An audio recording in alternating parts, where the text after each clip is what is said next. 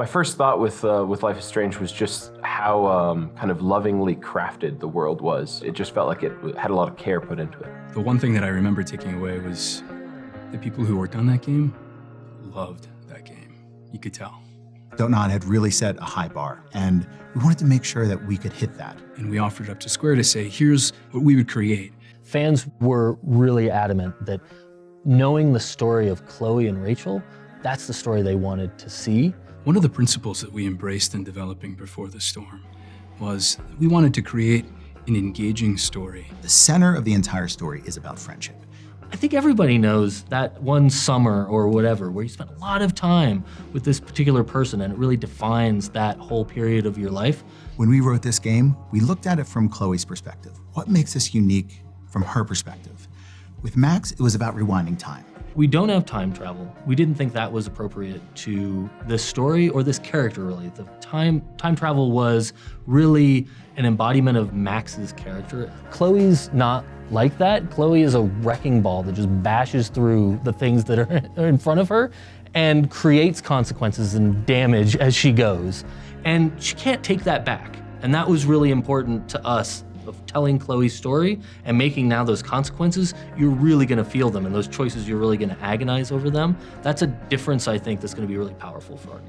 So having Ashley Birch join our writing team and help the writers really find the character of Chloe. So Ashley has a passion about Chloe as a character that comes from a very personal place. Hearing her appreciation and excitement and passion for what we're gonna do with Before the Storm, it's been incredible. That's been a real bolster to our story and making sure it stays in continuity with the original game. So my main focus has been on Chloe and Chloe's voice in terms of just her dialogue and her psychology. And so I've given notes in different aspects of the script about, things I think Chloe would or wouldn't do, things she would or wouldn't say. We're inviting the player in Before the Storm to step into her shoes at the age of 16. She's imprisoned in the grief that comes with losing a parent she loved very much. And that's where we start. And with that, we're kind of saying, it's okay not to be okay.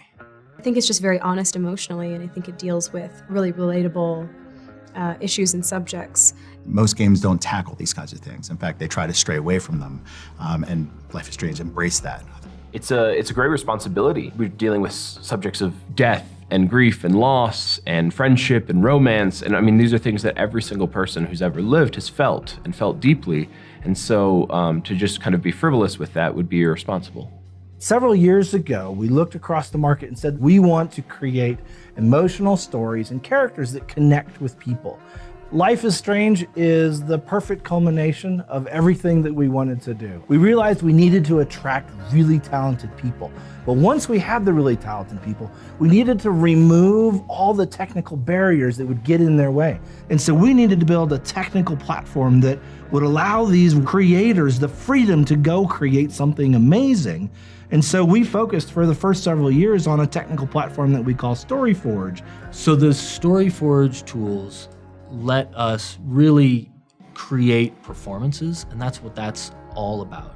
It starts with our script writing tool that lets you write like a regular screenplay, but with branches and choices and all of our gameplay elements built into that script.